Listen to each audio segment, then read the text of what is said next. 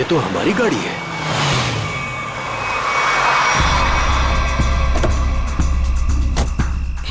ये तो टीना और आकाश की गाड़ी है।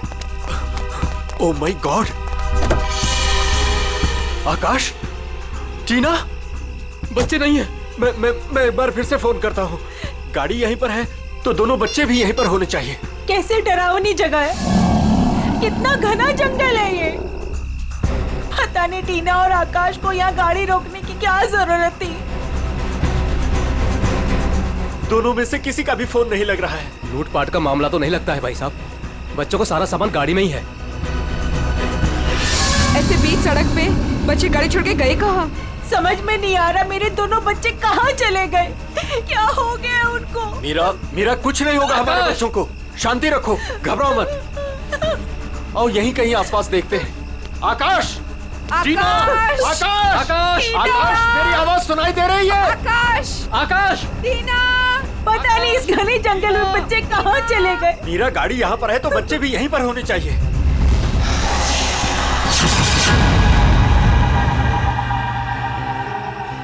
भाई साहब कहीं कोई कुछ भी नहीं है वहाँ। यहाँ पर भी नजर नहीं आ रहा है। सन्नाटा। चुप हो जा।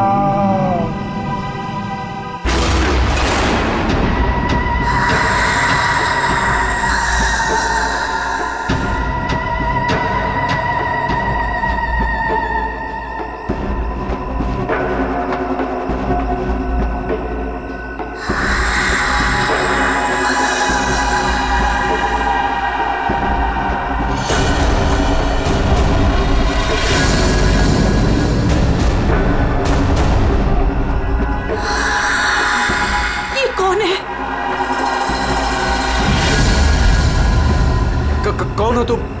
कौन हो तुम? जाओ, जाओ यहां से।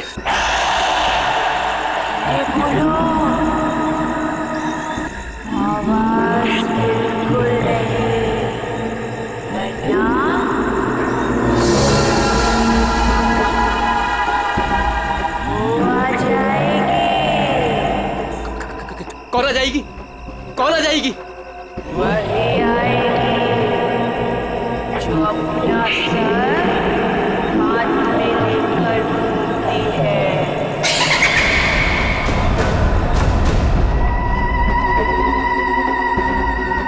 वो आ जाएगी। चलो कौन है? जल्दी, चलो गाड़ी में बैठो, जल्दी।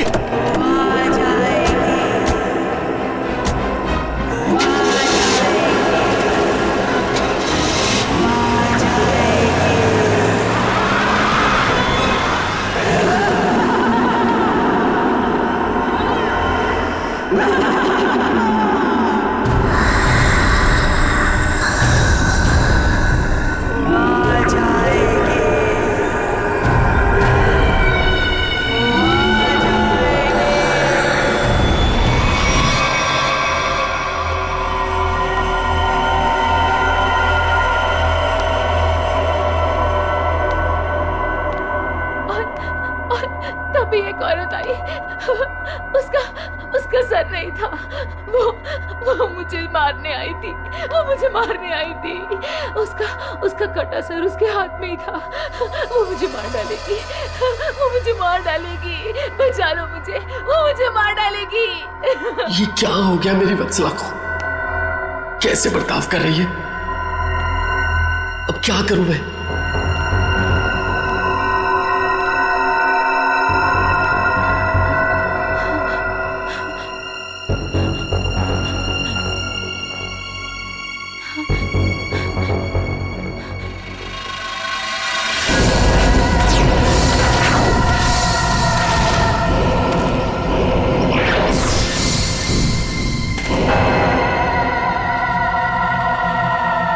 सर, उसके बाद क्या हुआ? उसके बाद वो कटे सर वाली औरत मेरी तरफ घूम गई। मैं डर की वजह से पीछे हट गई। वो मेरी तरफ बढ़ती रही। वो अपना कटा सर मेरे चेहरे की तरफ फेंक। नहीं,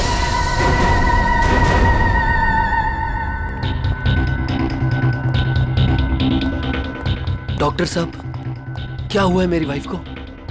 मिस्टर नमित, देखिए ना डॉक्टर साहब के साथ क्या किया वत्सला जी ने। 10 इंजेक्शन दे चुका हूँ शांत करने के लिए, लेकिन कोई असर ही नहीं हो रहा। लेकिन हुआ क्या है वत्सला को? इनका दिमाग एक सरकटी औरत के बारे में सोच रहा है। उसकी चाल टाल, उसका रवैया और पता नहीं क्या क्या इसके दिमाग में घुस गया है। Oh my God! डॉक्टर साहब, मेरी वाइफ ठीक तो हो जाएगी ना? कुछ कह नहीं सकते, लेकिन ये चेंजेस आपने इनमें कब महसूस की? कल रात वत्सला की गाड़ी दहलिया रोड पे खराब हो गई थी। मैं इसे लेने वहां गया, तब से इसकी हालत ऐसी है। देखिए मिस्टर नमित, इनकी हालत बहुत नाजुक है। मेरी मानिए तो इन्हें फौरन हॉस्पिटल में एडमिट कर दीजिए। सर, मुझे तो लगता है कि वत्सला जी के साथ जो कुछ भी हुआ है ना, दहलिया रोड पे ही हुआ है। श्रवण, हमने कहीं वहां से आकर कुछ गलती तो नहीं की ना? अब हमारे बच्चे कैसे मिलेंगे? मुझे तो लगता है उस खूनी औरत ने कुछ कर दिया है टीना और आकाश को। भाई साहब, मुझे लगता है कंप्लेंट लिखवा देनी चाहिए। पता नहीं बच्चे किस हाल में होंगे। उमेश, मैं तो कहता हूँ हमें सीआईडी को फोन करना चाहिए। मैं करता हूँ भाई साहब।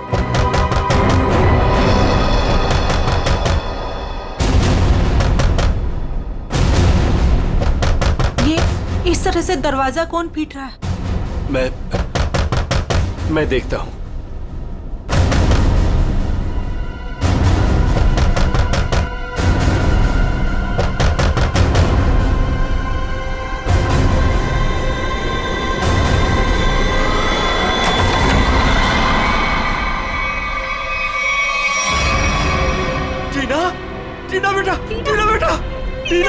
टीना बेटा, ये क्या हो गया? क्या हो गया? किसने किया बेटा? ये किसने किया? टीना भाई साहब, इसकी हालत तो बहुत खराब है। इसे हॉस्पिटल ले जाना होगा। मैं गाड़ी निकालता हूँ भाई साहब। टीना बेटा कुछ तो बोलो। आकाश कहाँ है? आकाश भाइयों को बचा लो। बचा लो मतलब? क्या हुआ है आकाश को? टीना बेटा, टीना आंखें खोलो बेटा, आंखें खोलो बेटा, आंखें बंद मत कर बेटा। टीना, क्या हुआ तुम्हें? वो गाड़ी हमें रोक रही है माँ।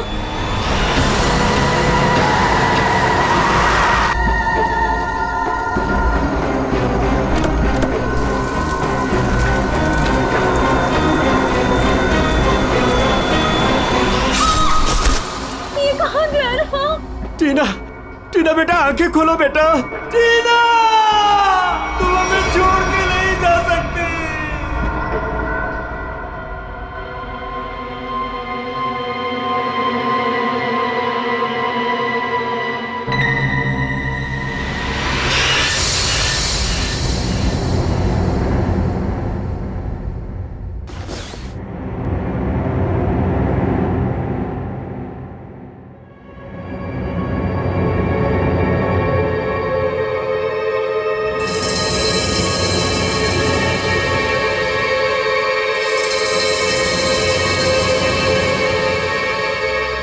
नहीं डॉक्टर साहब, मैं अपनी वाइफ को किसी भी हॉस्पिटल में एडमिट नहीं करने वाला।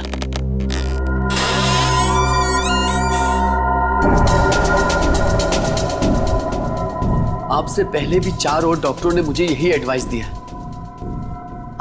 अब मेरी वत्सला का इलाज मेरे घर पर ही कीजिए ना डॉक्टर साहब।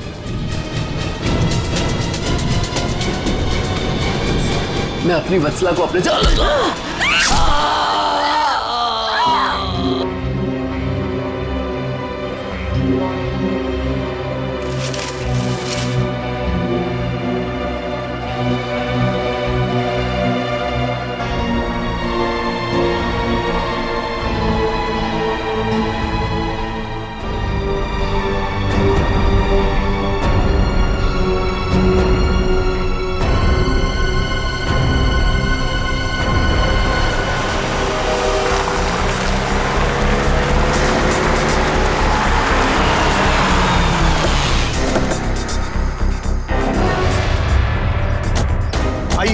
इस तरफ, यहाँ पर आएंगे। यही घर है ये।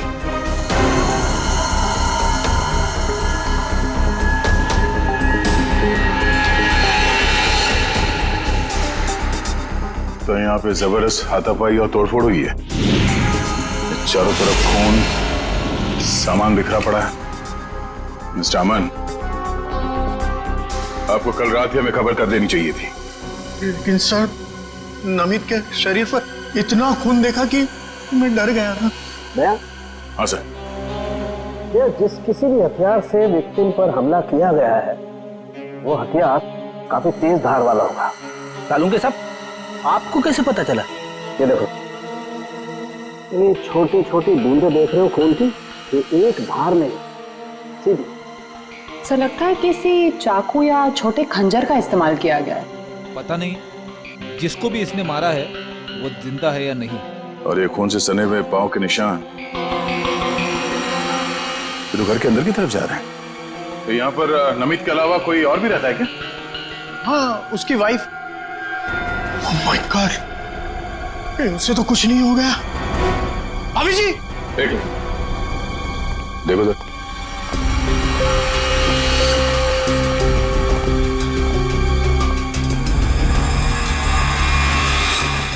सर ये पैरों के निशान तो आगे आगे धुंधले होते जा रहे।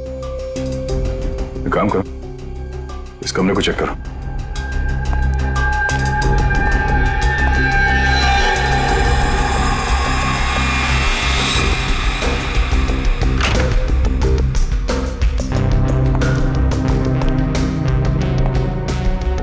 बेड पर तो कोई खून नहीं।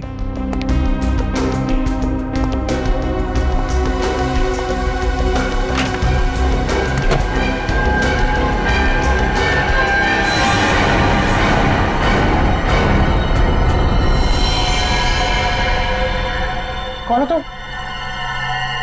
बाहर आओ। बाहर आओ।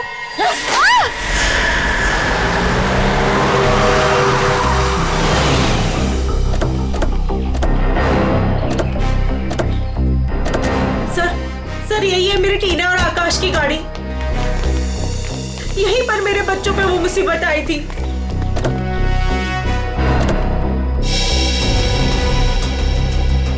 सर वो उस जगह पे खड़ी थी वो भयानक दिखने वाली लड़की। हाँ सर उसी ने हमारी बेटी को मार डाला है और वही हमारे बेटे आकाश को लेकर गई है। सर गाड़ी के अंदर तो सब ठीक ठाक ही लग रहा है। और सर हाथापाई के भी कोई निशान नहीं। अच्छा, हाँ सड़क पे भी जैसा लग नहीं रहा है कि कुछ हुआ है। क्या टीना ने एग्जैक्टली क्या कहा था?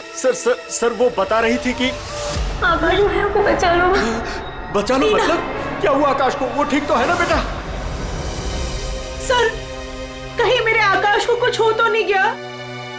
सर उसके हाथ में कल रात को हंसिया था। हंसिया? सर हो सकता है कि शायद आकाश अभी भी उस औरत के कब्जे में हो और टीना किसी भी तरीके से वहां से भाग गई हो सकता है। वो जो कोई भी लड़की है शायद आकाश को जंगल में ही ले गई होगी। हाँ सर, हो सकता है आकाश अभी तक जंगल में ही हो। चल के देख लेते हैं। सर हम भी चलते हैं आपके साथ। नहीं, आप लोग यहीं रुकिए, जंगल थोड़ा खतरनाक है। एक्चुअली आप लोग घर जाइए, कुछ भी पता चलता आपको फोन कर देंगे। ओके? ठीक है सर।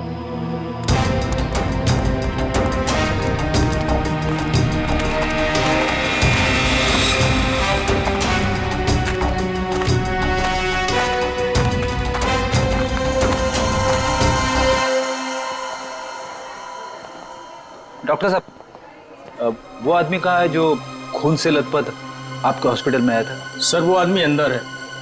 तो अब होश में है या अभी भी बेहोश है? नहीं, अभी होश तो आ गया है उसे, मगर थोड़ी बहकी बहकी बातें कर रहा है।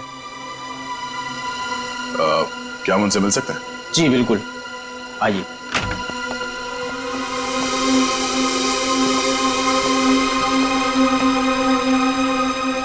नमित,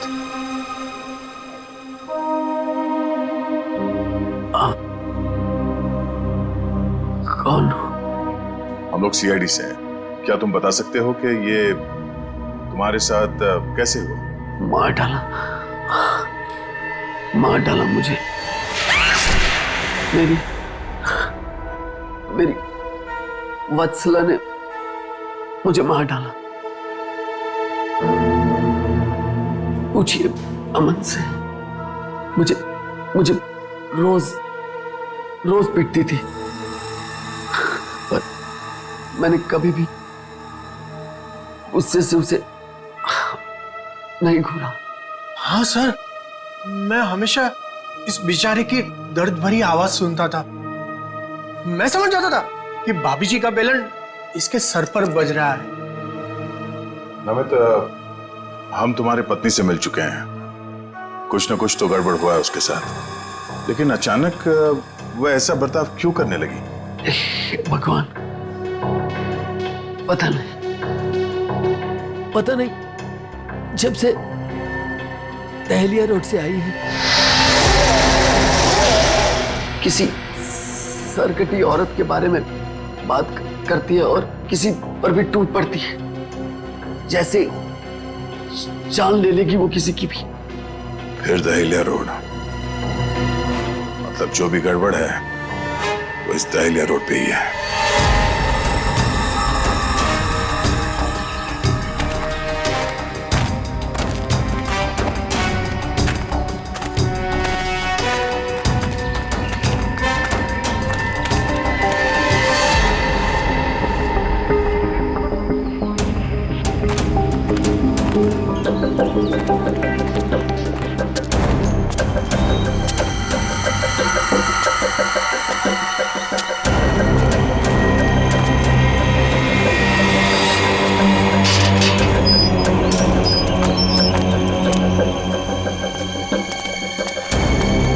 ये तो बिल्कुल हॉरर फिल्म की तरह बंगला है, जंगल के बीच में इतना सुनसान। लगता है ये टीना और आकाश इसी घर में आए होंगे।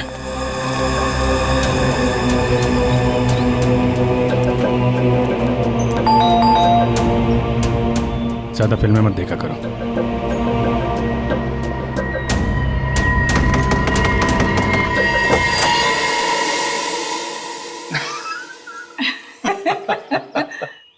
बहुत अच्छा लगा, इतने सुनसान जंगल में भी कोई हमें मिलने आया। एनीवेज, मेरा नाम डीके है और ये मेरी धर्म पत्नी रागिनी। अरे आइए ना आप लोग, अंदर आइए, बाहर क्यों खड़े हैं? प्लीज आइए आइए आइए। सर, ये लोग तो बहुत अजीब हैं। ये तो हम लोग से ऐसे बात कर रहे जैसे हम लोग इनके रिश्तेदार हैं। काफी अच्छा घर है। Thank you. आसपास दूसरा कोई घर नहीं दिख रहा है, तो इतने सुनसान जंगल में आपने घर बनाया? बनाया नहीं है सर, खरीदा है। वो क्या है ना कि हम दोनों पति पत्नी एक कलाकार हैं और अपनी सोच के आकार को पूरा करने के लिए हमें शांति और एकांत की सख्त जरूरत रहती है। जी हाँ सर, यही हमारा घर भी है और हमारी दुनिया भी है। और हाँ, आपको एक बात और बताना चाहूंगा। हम लोग रहते जरूर इस सुनसान इलाके में हैं, लेकिन कला के क्षेत्र में हमारा बहुत बड़ा नाम है। अच्छा। कब खरीदा आपने ये घर? बहुत साल पहले खरीदा था। अब तो ध्यान भी नहीं है हमें कि कब खरीदा था हमने। हाँ, ये तो याद होगा कि कल यहाँ पे कौन आया था? हाँ सर, बिल्कुल, लेकिन कल तो यहाँ कोई नहीं आया था सर। ये फोटोज देखिए, ध्यान दीजिए और सोच के बताइए, क्या इन दोनों में से कोई भी कल यहाँ आया था? नहीं मैडम, इनको हमने पहले कभी नहीं देखा।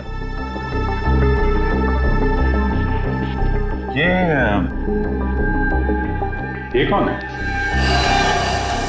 ये हमारी बेटी अंशिता। 14 जुलाई 2013 को प्लेग की वजह से इसकी मृत्यु हो गई थी। बहुत याद आती है हमें हमारी बेटी की। हम लोग आपसे कितने सारे सवाल पूछे जा रहे हैं, आप नहीं पूछेंगे कि हम लोग कौन हैं और क्यों इतने सारे सवाल कर रहे हैं आपसे? कौन है आप लोग, आप बता दीजिए। हम लोग कौन है घर के अंदर? नहीं, कोई नहीं है। नहीं, कोई है।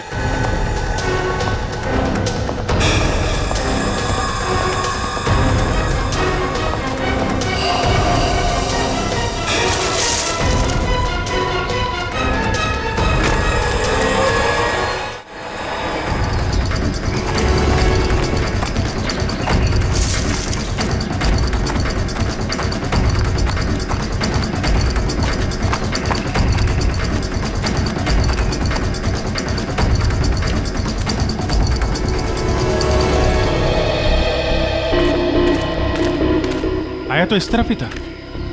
कहीं हमें देखकर छुप तो नहीं गया? हो सकता है आकाश भी उसी का साथी होगा शायद। देखते हैं।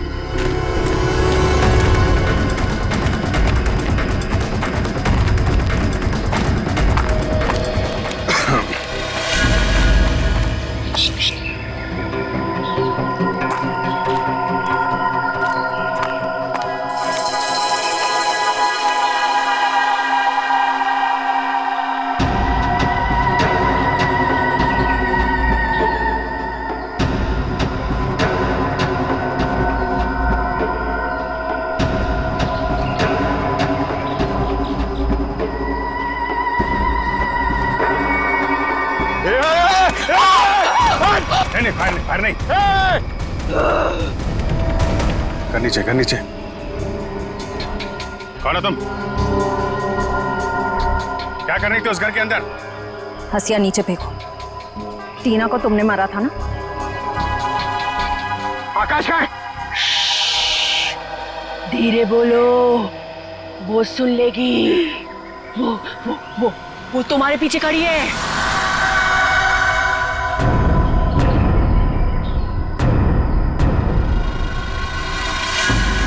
कौन है हमारे पीछे? कोई नहीं है, लगता दिमाग हिला हुआ इसका। क्या दिखा रही है, हैं? कौन है पीछे? वो तुम्हारे पीछे बिना सर वाली औरत अपना सर हाथ में लेके दिखा रही है। सर, ये उस सिरकटी औरत की बात कर रही सर, वो वत्सला जैसी बातें कर रही है। हमारे पीछे कोई नहीं है। किसकी बात कर रही हो तुम? ऐसे नीचे करो, नीचे रखो। मैं मार दूंगी उसे, मैं मार दूंगी उसे, मैं मार दूंगी।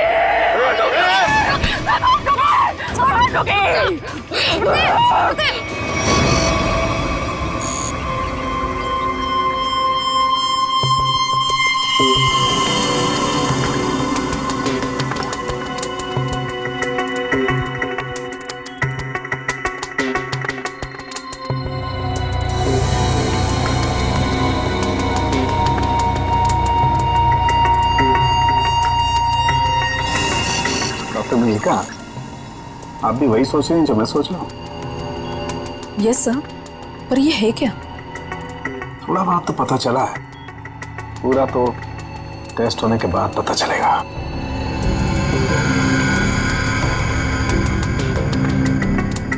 सर, मुझे लगता है कि आप ये कलर एरिया देख रहे हैं, ये ब्रेन टेल की नर्व्स की तरफ आ रहा है। इन दोनों औरतों के दिमाग के साथ छेड़छाड़ी की गई है।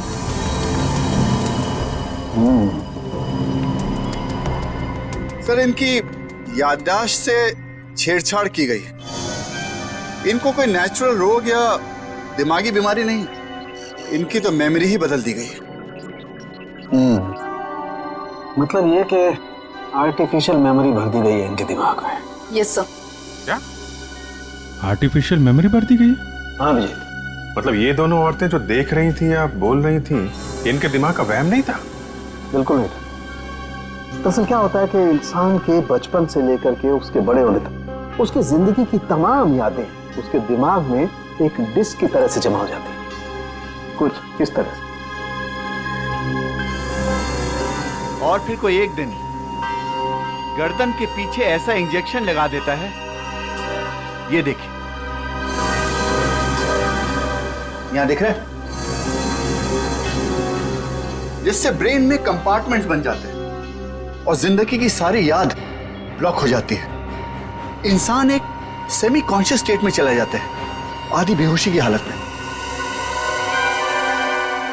के बाद फिर क्या होता है? इसमें इंसान के दिमाग को सुन कर देने वाला ड्रग दिया जाता है। इंसान अगला पिछला सब भूल जाता है। आप सुन सकते हो, समझ सकते हो, लेकिन आप रिएक्ट नहीं कर सकते। और फिर इस हालत में उसको एक कटी सिर वाली औरत दिखाई जाती है और उसके कानों में बार बार ये बातें सुनाई जाती है कि ये लोग आपको मारने वाले हैं और ये सारे इंसान आपके दुश्मन हैं और आपको उनको मार देना है। और ड्रग के असर की वजह से दिमाग कुछ इस तरीके का दिखाई देने लगता है। हर याद को दबाकर, सप्रेस करके उसे सिर्फ उतना ही हिस्सा याद करने के लिए दिया जाता है जितना कि बेहोशी की हालत में उसे सुनाया या दिखाया गया था। सर यानी कि इन दोनों औरतों ने सच में एक सरकटी औरत को देखा और होश में आने के बाद दोनों को सिर्फ उतना ही याद है। बिल्कुल। वरना सोचो, दो लड़कियां जो एक दूसरे को जानती नहीं, पहचानती नहीं, वो एक ही समय पर एक ही जैसी बात कैसे सोच सकती हैं? मतलब इनकी मेमोरीज को बदल दिया गया है। ड्रग्स कौन सा इस्तेमाल किया गया इनके ऊपर? डोडियन और हेपिस जैसे न्यूरॉन अफेक्टिंग ड्रग्स। ये ऐसी दवाइयाँ जो ब्रेन की मेमोरी लोकेशंस को नष्ट कर देती है। आपको ये भी याद नहीं रहेगा कि आप हैं कौन, और आपको उतना ही याद रहेगा जितना आपको बताया जाएगा। हमारे टेस्ट में भी काफी ऐसे ड्रग्स मिले हैं जो याददाश्त मिटाने के लिए काफी हैं। और हाँ, इन्हें हल्के इलेक्ट्रिक शॉक्स भी दिए गए। मुझे नहीं लगता ये लड़कियां कभी भी ठीक हो सकती, क्योंकि इस बीमारी का अभी तक कोई एंटीडोट इजाद नहीं हुआ है और हिप्नोसिस में महीनों लग जाएंगे। और फिर भी इस बात की गारंटी नहीं है कि इनकी खोई हुई मेमोरी इन्हें वापस मिल सकती है। अरे सर, ये सब सुन सुन के मेरा सर फटने लग रहा है। सर, आप मेरा ब्रेन मैपिंग कर लीजिए। डहलिया रोड के बंगले के मालिक डीके, रागनी और सड़क पे खड़ी उस लड़की का राज तो अब डहलिया रोड पे जाके ही पता चलेगा। तो थोड़ा घूम आते हैं डहलिया रोड।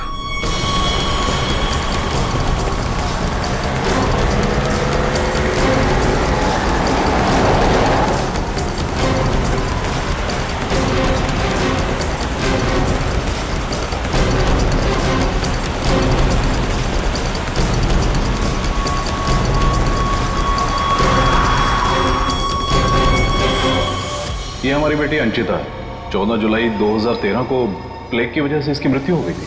ये तो वही लड़की है, डीके और रागिनी की मरी हुई बेटी। मेरी मदद कीजिए प्लीज। कैसी मदद? मेरा मतलब क्या मदद चाहिए आपको? मेरे मम्मी पापा अचानक से बेहोश हो गए। मैंने बहुत कोशिश की उन्हें उठाने की, पर वो नहीं उठे। कहाँ है कहाँ आपके मम्मी पापा? घर पे आके देखिए ना प्लीज, पास में है। चलिए आइए। कहाँ पर है? चलिए। अच्छा, इन नाम से कोई भी रजिस्ट्रेशन नहीं? ओके ठीक है, थैंक यू सर। सारे पेंटर्स एसोसिएशन में फोन कर लिया सर, मगर डीके और रागिनी के नाम से कोई भी रजिस्ट्रेशन नहीं। सब कुछ झूठ बोला उसने। मुझे तो लगता है कि उसने अपना नाम भी गलत बताया है। जयवंती, कुछ पता चला? नहीं सर, अभी तक कुछ भी नहीं पता चला। मगर सर, कितने कॉन्फिडेंस से झूठ बोल रहे थे दोनों। लगता है सर अब एक ही रास्ता बचा है, उन्हीं से सच उगलवाना पड़ेगा। नहीं जयवंती, पहले उसकी सारी डिटेल्स निकालते हैं, फिर उठाते हैं उसे। लेकिन सर पता कैसे चलेगा? एक काम करो, डहलिया हाउस में जो उनकी तस्वीरें खींची गई थी उन्हें क्रिमिनल डाटाबेस से और मिसिंग केस फाइल से मैच करवा के देखो, शायद असलियत सामने आ जाए। आइए। यहाँ इतनी रोशनी कम क्यों है? वो घर आबादी से दूर है ना, इसलिए वोल्टेज थोड़ा कम है। ये देखिए। दोनों एक साथ कैसे बेहोश हो गए? कहीं इस लड़की ने तो कुछ नहीं कर दिया?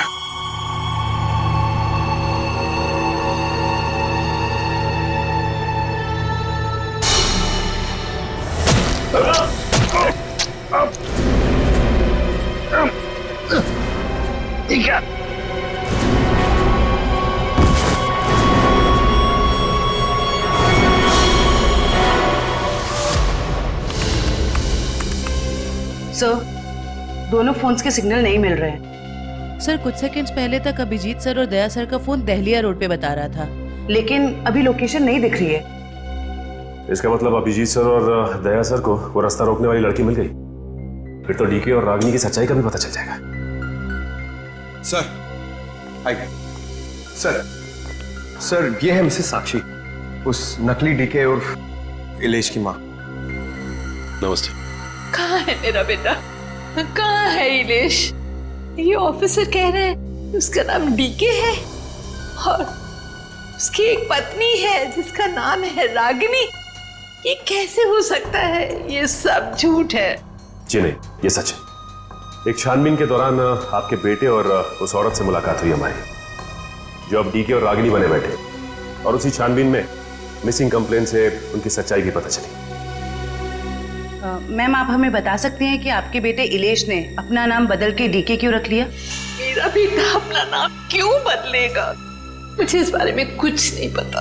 देखिए माताजी, वो रागिनी उर्फ नीता के साथ में कहीं छुपा हुआ बैठा है।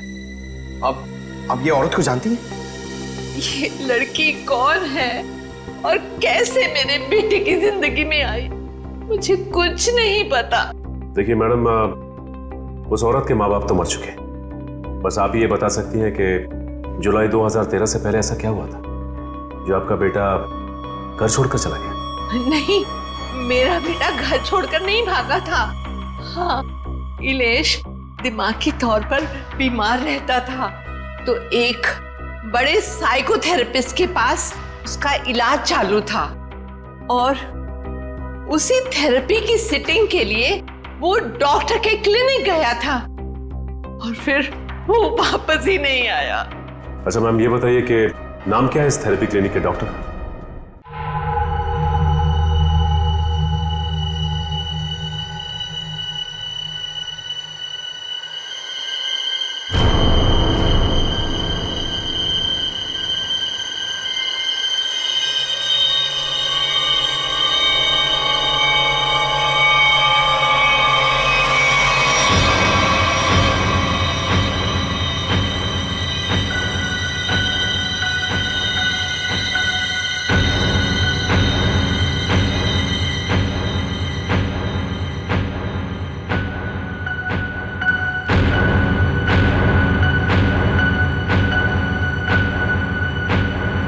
मारो, बचा लो खुद को, मार डालो।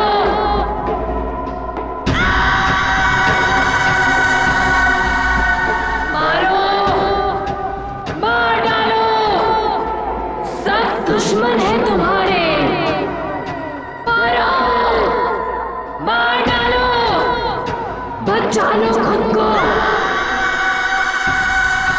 मारो,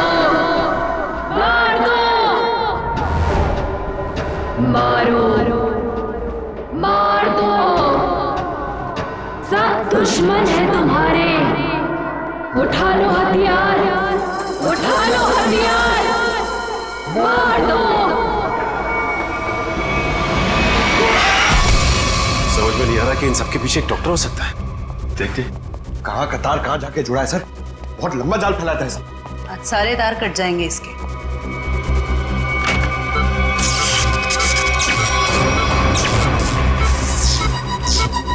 Oh my God.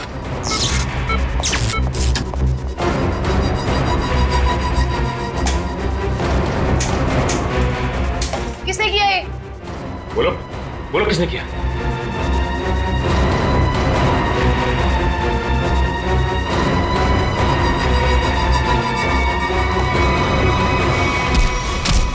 बता कौन है इन सबके पीछे?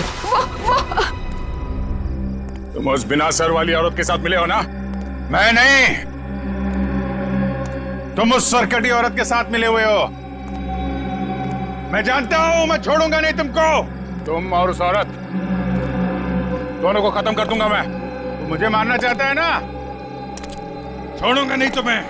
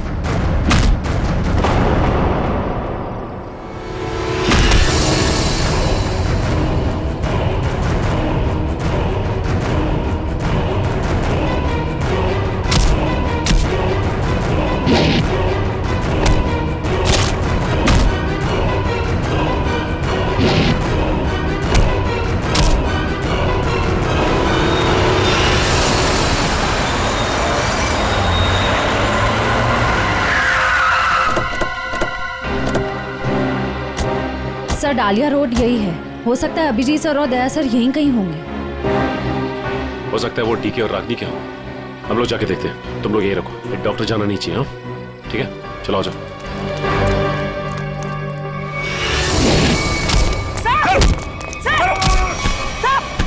अभिजीत सर, क्या कर रहे हो आप लोग? संभालो। क्या कर रहे अभिजीत सर, सर क्या कर रहे हो? Please, please. नहीं सर। चल जल्दी चल, एंटीडोट दे जल्दी। संभालो।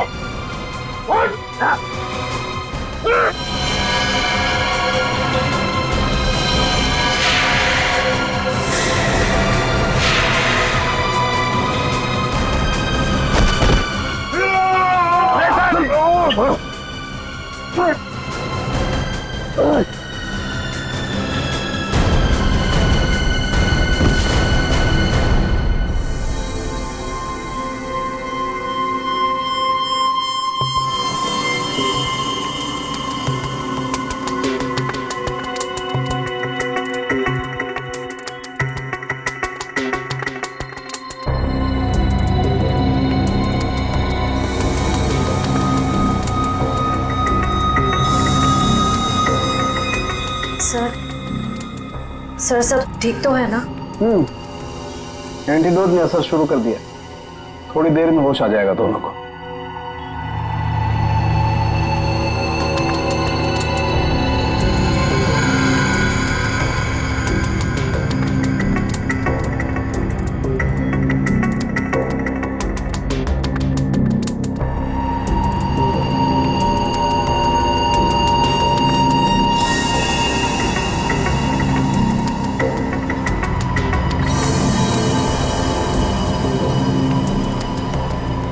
शुक्र मनाओ डॉक्टर सालुंके, अगर ये दोनों ठीक हुए हैं तो सिर्फ मेरी वजह से।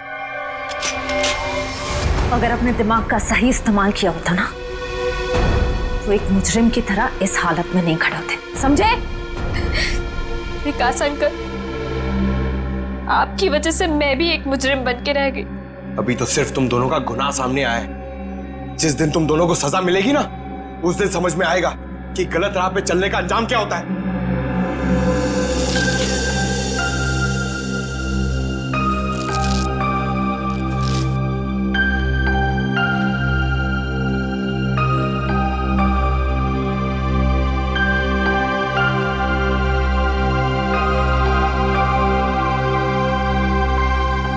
हम ये दहलिया रोड वाले बंगले पे?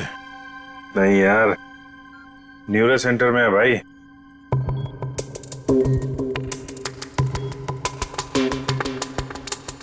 और मुजरिम हमारे सामने खड़ा है।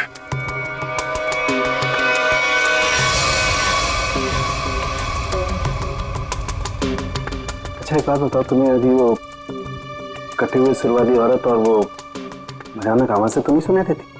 सर वो तो उस वत्सला के दिमाग में था, और वो जंगल वाली लड़की के दिमाग में भी, वो जो हंसिया लेके घूम रहे थे।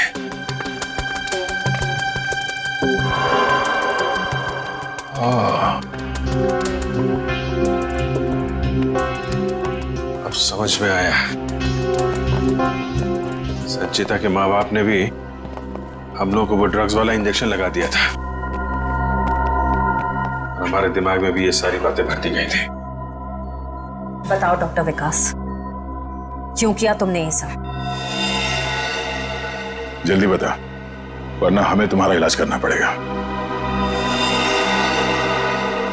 क्या बताऊं, डॉक्टर सालुंके ने सब कुछ समझा तो दिया था। मैं दुनिया में तहलका मचाने वाला ब्रेन मैपिंग एक्सपेरिमेंट करना चाहता था। बेहोशी में मैं लोगों को यहां लाता था और उनके ब्रेन से उनकी सोच को निकालकर अपनी सोच भर देता था। जरा सोचो, कितनी ताकत थी मेरे हाथ में।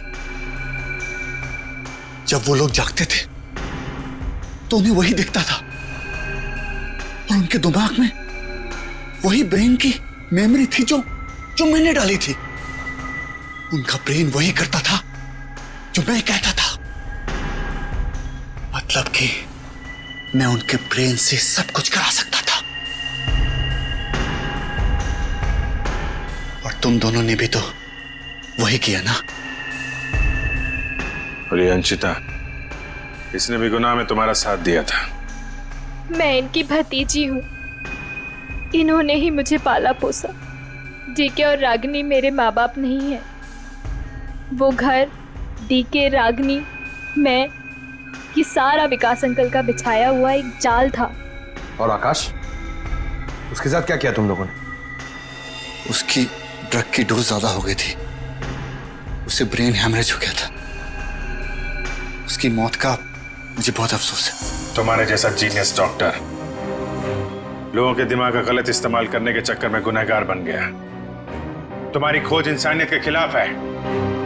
कानून तुम्हें इसकी जरूर सजा देगा। शायद फांसी होगी तुम्हें।